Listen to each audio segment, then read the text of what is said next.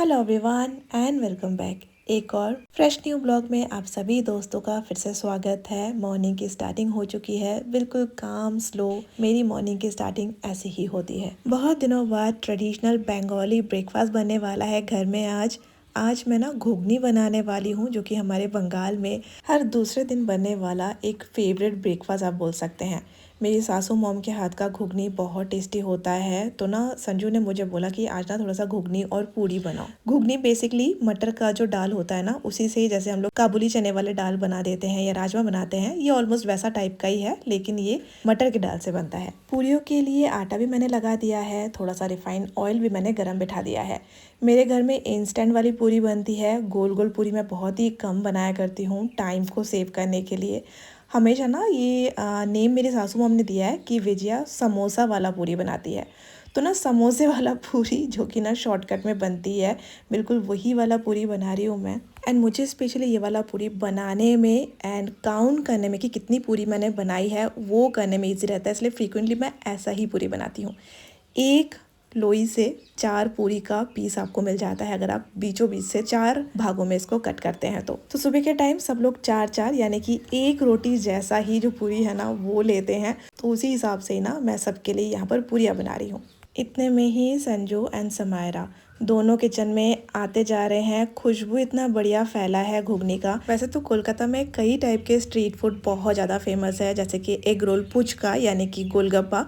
वैसे ही घुगनी ना one of the famous street food आप बोल सकते हैं। मेले वगैरह में कहीं भी आप जाएंगे ना, तो जितना लंबा लाइन आपको गोलगप्पे के काउंटर में दिखेगा ना, वैसा ही लंबा लाइन आपको घुगनी वाले स्टॉल में भी दिखेगा। वेल, तो ये था आज का हमारा स्पेशल बंगाली नाश्ता, घुगनी, पूरी एंड चाय। एंड यहाँ देखिए, जब भी स्पेशल हमारे घर में कुछ भी बनता है ना, तो मैं अपने फ्रेंड के लिए जरूर सेंड करती हूँ। तो कुछ घुगनी एंड पूरी मैंने अपने फ्रेंड के यहाँ भी सेंड करवाया। आज वैसे बहुत ज्यादा गर्मी लग रही थी, धीरे धीरे ना गर्मी बढ़ती जा रही है। ब्रेकफास्ट करके जस्ट मैं बैठी ही थी, इतने में मेरा पार्सल आ गया जिसका मैं इतने दिनों से वेट कर रही थी। सो ना बढ़ती हुई गर्मी को ध्यान में रखते हुए मैंने अगारो का अल्फा डेस्कटॉप फैन मंगाया है। ये इतना ही कॉम्पैक्ट एंड क्यूट सा एक फैन है ना कि इसको आप कहीं पर भी यूज करना चाहोगे। ये एक मैनुअल एंड चार्जिंग केबल के साथ आता है एंड आप चाहे तो इसको 90 डिग्री तक मैन्युअली टिल्ट भी कर सकते हैं। अपने नीड के अकॉर्डिंग आप इसको किसी भी डायरेक्शन में टिल्ट करके सेट कर सकते हैं। ये आता है 4000 mAh बैटरी के साथ। सिंगल बटन के साथ आप इसको ऑफ एंड ऑन कर सकते हैं एंड सेम उसी बटन के साथ आप स्पीड भी कंट्रोल कर सकते हैं। Low, medium, high and super high wind speed आपको इसमें मिल जाती है। प्लस ये एक स्विंग बटन के साथ भी आता है, जिसे आप इसको 120 डिग्री तक रोटेट कर सकते हैं। एंड इसके साइड में और एक अमेजिंग चीज दी गई है, जो कि है रीडिंग लाइट। 3 अलग अलग लाइट इंटेंसिटी मोड आपको इसमें दी गई है, जो कि इस फैन को कन्वीनियंट बना देता है कहीं पर कभी भी यूज करने के लिए। Compact design and stylish look तो है ही, प्लस ये नॉइजलेस भी है। चाहे आप जितने भी स्पीड में इसको यूज़ कर रहे हो, नॉइज इसमें बहुत ही कम आती है। अप्रोक्स 20 dB तक लेस ये साउंड करता है। किसी भी मोबाइल चार्जर के अडाप्टर में ये फिट हो जाता है। आप इसको चार्ज कीजिए एंड ये 11 आवर तक लो स्पीड एंड 3 आवर तक हाई स्पीड में नॉन स्टॉप वर्क कर सकता है। ये 4 इंचेस के डायमीटर के साथ wide flow of cool air provide करता है। आप इसको कहीं पर भी प्लेस कर सकते हैं, डेस्कटॉप हो, बच्चों का स्टडी टेबल हो या हो आपका बेड साइड वाला टेबल। ये बहुत अच्छे से एयर सर्कुलेट करता है, सो इसलिए कभी कभी एसी का हवा जब नहीं आता है ना, तो आप इसको किसी भी कोने में रखिए, ये एसी के हवा को भी अच्छे से सर्कुलेट करेगा। इसकी क्लीनिंग भी बहुत ही इजी है। वेट क्लोथ से इसको आप क्लीन कर सकते हैं। किचन में भी आप कहीं पर भी इसको रख के यूज कर सकते हैं।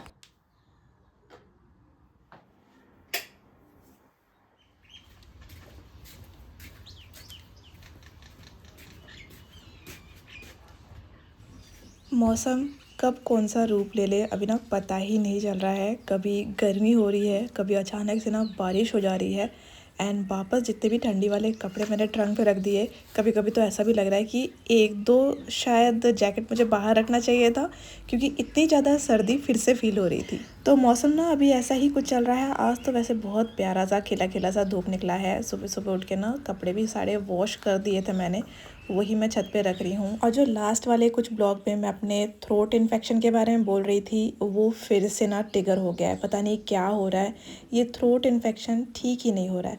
मुझे काफ़ी सारे फ्रेंड लोगों ने ना नुस्खा भी बताया था, मैंने वो भी ट्राई करके देख लिया। और अभी तो मेरे साथ साथ संजू को भी ना सेम थ्रोट इन्फेक्शन हो गया, प्लस मेरी नेबर को भी हो गया। जिससे पूछो कॉमनली एक ही प्रॉब्लम बोल रहा है कि थ्रोट इन्फेक्शन हो गया है। पता नहीं ये क्या वायरल चला है थ्रोट इन्फेक्शन का कि सभी को हो रहा है। मेरे ख्याल से ना मौसम ही कुछ ऐसा है कि इन्फेक्शन वाला जो वायरस है, बैक्टीरिया है, वो ज़्यादा ही एक्टिवेट हो जाता है इस टाइम। तो इसलिए ना मेरी मम्मा बोला करती है कि इसी टाइम ना जो इन्फेक्शन वगैरह के दूर रखने के लिए ना एक काम कर सकते हैं कि नीम के पत्तों का करेलो, मतलब जो कड़वी चीज़ें हैं ना, उसका जो इंटेक है ना वो बढ़ा देना चाहिए बॉडी में। तो मैं तो बहुत लकी हूँ, मेरे घर के ऊपर इतना बड़ा सा नीम का पेड़ है। उसी से ही ना देखिए मैं यहाँ पर थोड़े से पत्ते निकाल रही हूँ। एंड कुछ दिन बाद ना फ्लावर भी खिलेंगे, फ्लावर का भी ना पकोड़ा बनेगा। मैंने पिछले साल ट्राई किया था, बहुत ज़्यादा अच्छा था। बस खिलने की देरी है। तो देखिए कुछ इतना मैंने फ्रेश एकदम ना न्यू लीफ, जो कि अभी ठीक से ग्रीन भी नहीं हुए हैं, इतना सारा पत्ता कलेक्ट कर लिया है। इसको आज हम लोग लंच के टाइम लेने वाले हैं।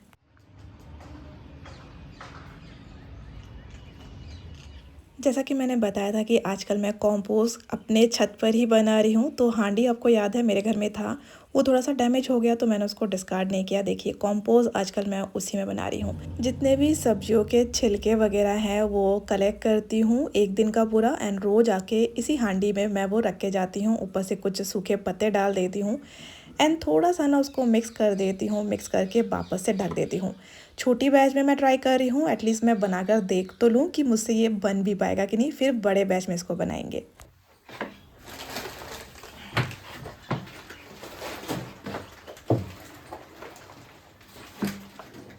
कैंटीन का भी बहुत सारा सामान आ जाया है। एक्चुअली मैं नहीं गई थी कैंटीन, संजू गए थे और उनको मैंने लिस्ट दे दिया था, तो आप लेकर आना करके।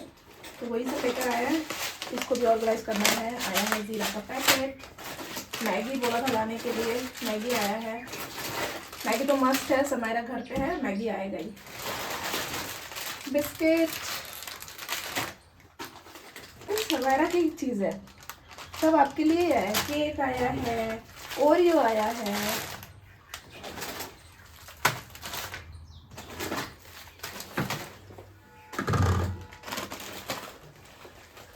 स्पेशली ना छुट्टियों के टाइम बच्चे बहुत ज़्यादा बोर हो जाते हैं।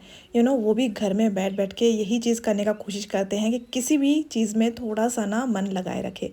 मैं भी ना समायरा को रोकती टोकती नहीं हूँ, वो काफ़ी सारे ऐसे काम है जिसमें ना इन्वॉल्व होने का कोशिश करती है। अगर जब तक वो सेफ़ रहता है मैं उसको इन्वॉल्व करने का कोशिश करती हूँ। एंड देखिए कितने खुशी से वो कैंटीन का सामान निकाल रही है। यहाँ तो एक्स्ट्रा हैप्पीनेस होगी क्योंकि वो अपनी चीज़ें देख रही है कि पापा उसके लिए क्या क्या लाए हैं। काफ़ी सारा सामान आया है। इतना बड़ा पैकेट मूंगफली का लेकर आए हैं, डोसा के लिए ना, और पोहा वगैरह का भी बना लिया, उसके लिए मूंगफली ज़रूरत पड़ता है। कैंटीन से मैं बासमती राइस नहीं लेती हूँ, लेकिन इस बार मैं लेकर आई हूँ, संजू लेकर आए हैं। ये है दावत का ट्रेडिशनल बासमती राइस। एंड चाय पत्ती का पैकेट, सिमई के पैकेट, बहुत सारी नमकीन आई है, अलग अलग वैरायटी की नमकीन बहुत सारा है। एक सोया चंक्स आया है, सफोला का बहुत बड़ा पैकेट है, मेरा 2 मंथ आराम से निकल जाएगा इसमें। तो इस बार कुछ इतना आइटम आया है। मार्च के स्टार्टिंग में हमने ना कुछ भी नहीं खरीदा था। होली क्या, मतलब होली वाला फेस्टिवल गया उस टाइम में ना घर में जितने भी सामान थे उससे ही हो गया था, कुछ भी खरीदना नहीं पड़ा था। एंड मंथ के फर्स्ट स्टार्टिंग में हम लोग जाते हैं, लेकिन इस बार क्या हुआ ना, मंथ के लास्ट में हम लोग गए क्योंकि ऑलमोस्ट कुछ चीज़ें ख़त्म हो चुकी थी। ब्रेकफास्ट के मैक्सिमम आइटम ख़त्म हो चुके थे, तो इसलिए हम लोग मंथ के लास्ट में, हम लोग बोल रहे हो ना क्योंकि संजू के साथ मैं भी जाती हूँ, लेकिन इस बार मैं नहीं गई। इस बार सिर्फ वो अकेले गए थे। एंड इतना सारा आइटम ना वो अकेले लेकर आए हैं, और सारा खाने पीने का ही आइटम है। और कुछ टॉयलेटरी एंड क्लीनिंग से रिलेटेड भी आइटम है, वो मैंने यहाँ पर नहीं रखा है क्योंकि जगह पूरा कवर हो जाएगा यहाँ पर। ऑयल वगैरह, मस्टर्ड ऑयल वगैरह ख़त्म हो गया था, मस्टर्ड ऑयल लेकर आए हैं। रिफाइंड ऑयल ख़त्म हो गया था, होली था, सारा उसी में ही चला गया, ख़त्म हो गया जितना भी घर में था स्टॉक किया हुआ। एक दो पैकेट है लेकिन अभी ये स्टॉक रहेगा, इसलिए इसको मैंने रखा है। कुछ कुछ चीज़ें स्टॉक मेंटेन रखने के लिए लेकर आए हैं, वो है घर पे बट मेंटेन रखने के लिए हम लोग लेकर आए हैं। तो इतना सब आइटम आया है इस बार कैंटीन से, तो टाइम रहते हुए इसको जल्दी से ऑर्गेनाइज़ कर देती हूँ। ऑलमोस्ट सब कुछ बन चुका है, सुबह का जो घुगनी था वही खाएंगे हम लोग। राइस बिठा दिया है और ये नीम देखा, इसका आवाज़ देखिए कितना क्रंच आ गया इसमें एकदम क्रिस्पी क्रिस्पी सा। इसको अभी ऐसा मैं ये करूँगी ना तो एकदम पिचक के ना एकदम एकदम बारीक बारीक सा हो जाएगा। तो इसको और थोड़ा सा मैं फैला के रख रही हूँ क्योंकि पैन जो है वो अभी तक गर्म है। इसको बाद में ना खाने के जस्ट बिल्कुल पहले पहले मैं करूँगी, इसको स्टिक वगैरह इसके निकाल दूँगी। मेरे घर का जो पेंट्री ऑर्गेनाइजेशन है वो स्पेशली ना जब ग्रॉसरी आता है तभी मैं करने का कोशिश करती हूँ। तुरंत जितने भी सामान आते हैं मैं उनको ऑर्गेनाइज़ करके रखने का कोशिश करती हूँ। एंड इसी बहाने ना पता भी चल जाता है कि कौन सा सामान ख़त्म हो रहा है या कौन सी चीज़ों को पहले ही यूज़ कर लेना है। एंड एज़ पर नीड कभी अगर ज़रूरत पड़े कि थोड़ा सा मैसी हो जाए या फिर थोड़ी सी क्लीनिंग की ज़रूरत हो, तब भी मैं बीच बीच में इस जगह को भी ना थोड़ा सा टचअप दे ही देती हूँ। तो चलिए, जब तक पेंट्री ऑर्गेनाइज होते रहेंगे, आप सभी दोस्तों के प्यारे नेम एंड कमेंट मैं यहाँ पर मेंशन करने वाली हूँ। Cute princess singing with me, princess Handishala, Vaishali Gogoi, Karma Karma ji, आपका एक ना पर्टिकुलर रिक्वेस्ट रहता ही है, एक्चुअली एडवाइस ही है, लेकिन वो ना मैं कर नहीं पा रही हूँ। एक्चुअली आपने बोला है कि दीदी अपना सारे बॉक्स एक लाइन में लगा दीजिए, सोफ़ा की तरह लगेगा। मैं एक लाइन में लगा तो दूंगी, लेकिन जितने फर्नीचर घर में है, एक्स्ट्रा चेयर्स, बताइए मैं वो कहाँ पर सेट करूँगी। अगर आपको कोई आइडिया है कि उसको कहाँ सेट कर सकते हैं तो मुझे ज़रूर बताना। अनलेस जो बॉक्स आपको दिख रहे हैं वो आपको ना ऐसे ही दिखते रहेंगे, मजबूरी है। मुझे खुद उन सब का अलाइनमेंट इतना ज़्यादा पसंद नहीं है, लेकिन ऑलरेडी घर में इतने सारे चेयर्स हैं, उनको हम निकाल नहीं पाएंगे बोल के मुझे उसी को ही ना एडजस्ट करना पड़ रहा है। एंड कमेंट किया था Aditi Singh goat, Neha millennium lifestyle, Rosie and Lisa, Nidhi Singh Rakhiya, Patel Asha Ben, Apurva, Riya Talukdar, Rutika Vishwas, Suchismita Malik, Saumya Shalini नायक, रमनदीप कौर, अपने से जिंदगी, Archana, Renu Kumari and Brishti Roy. Thank you so much friends इतना प्यारा प्यारा कमेंट करने के लिए। आई रियली होप आप लोगों को ब्लॉग बहुत ज़्यादा अच्छे लग रहे होंगे, आपके कमेंट से बताते हैं। एंड आपके कमेंट मैं जब पढ़ती हूँ मुझे अलग ही लेवल का सेटिस्फैक्शन एंड मोटिवेशन मिलता है। मतलब लगता है कि इतनी मेहनत से, इतने प्यार से जिन लोगों के लिए मैं वीडियोस बना रही हूँ, ब्लॉग्स बना रही हूँ, उन लोगों को बहुत ज़्यादा अच्छा लग रहा है। ये पता चलता है ना तब एज अ क्रिएटर कितनी ज़्यादा खुशी होती है, वो मैं बता नहीं सकती हूँ। And thank you so much जितने भी फ्रेंड लोगों ने मुझे इंस्टाग्राम पर ज्वाइन किया है। हम लोग ऑलमोस्ट 6000 होने वाले हैं। आप लोग का साथ रहेगा तो और आगे तक बढ़ पाएंगे। आई होप आपको वो सब वीडियोस भी बहुत ज़्यादा अच्छे लग रहे होंगे। प्लीज़ मुझे कमेंट करके बताना कि आपको मेरा रियल वॉइस ओवर वाले जो ब्लॉग्स है वो कैसा लग रहा है। दो मैंने पहले भी कई बार पूछा है लेकिन फिर भी कन्फ्यूजन रहता है थोड़ा बहुत। नीचे वाले कैबिनेट में ऑलमोस्ट सारे जो ग्रॉसरी है वो मैंने स्टोर कर दिया है। एंड जो भी खाने पीने के निकनैक स्नैक वाले आइटम हैं जैसे कि मैगी, बिस्किट वगैरह, फिर पापड़ वगैरह, वो मैं इन स्टोरेज वाले डब्बों में रखती हूँ जो कि मेरे किचन के सबसे टॉप वाले सेल्फ पे रहते हैं। एंड ये डब्बे ना बहुत पुराने हैं। शादी के बाद पहला पोस्टिंग जहाँ पर आया था पंजाब में, वहाँ से लेके अब तक का इतना सारा स्टेशन ये मेरे साथ काट चुका है, घूम चुका है विदाउट डैमेज। सिर्फ एक डब्बा ऐसा है जिसका ढक्कन थोड़ा सा ना मतलब क्रैक आ गया है, but still I am using that. मुझे ना इसको चेंज करने का ख्याल आता है बीच बीच में, फिर मैं सोचती हूँ नहीं, इतने सालों से मेरे साथ है, थोड़ा सा ना इमोशनली अटैचमेंट है। कुछ चीज़ें होती है घर में ना जिसके साथ हो जाता है, वैसा ही कुछ है, इसलिए मैं इसको डिस्कार्ड नहीं कर पा रही हूँ।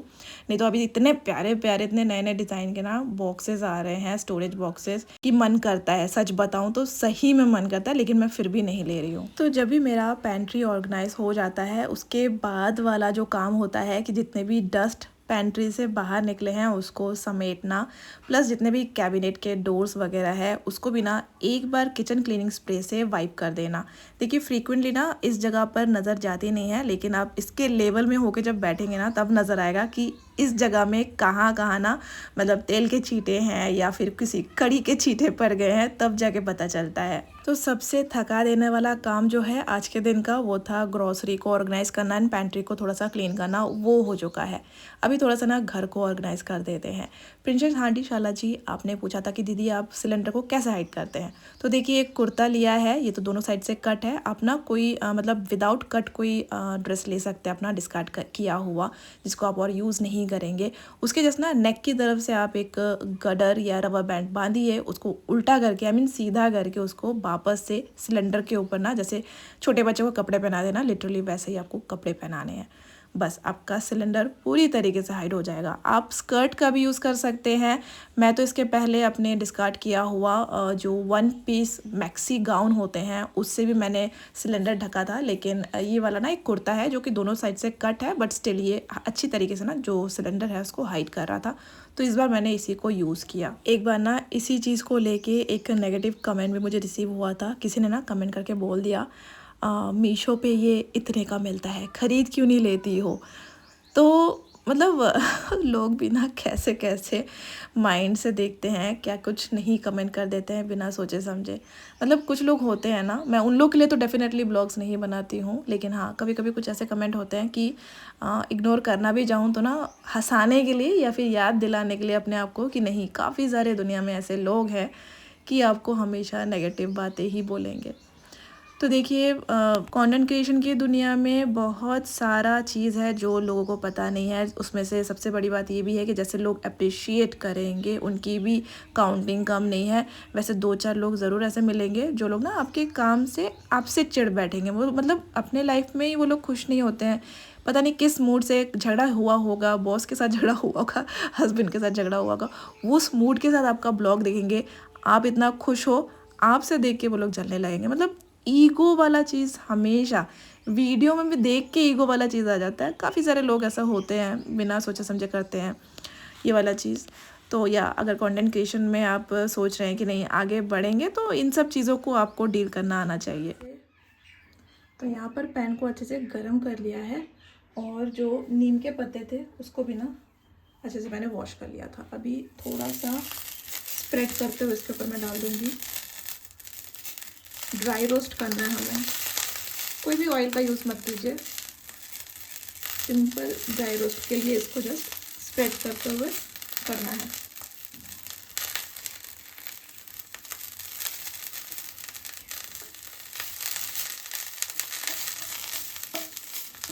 ये तो इतना सा हो जाएगा एकदम पिचक के।